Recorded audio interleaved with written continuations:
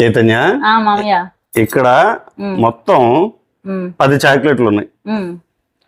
1 2 3 4 5 6 7 1 2 3 4 5 6 7 ఇలా ఇటుకున్న 7 అటుకున్న 7 వచ్చేలాగా ఉన్నాయి.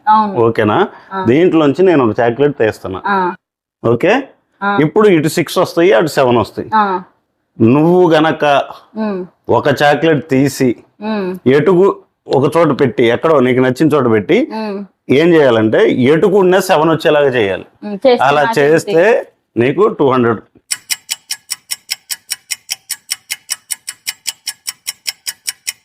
ఇప్పుడు 1 2 3 4 5 6 6 కాదు, ఎటుకుంటే 7 రావాలి. 7 మామయ్య.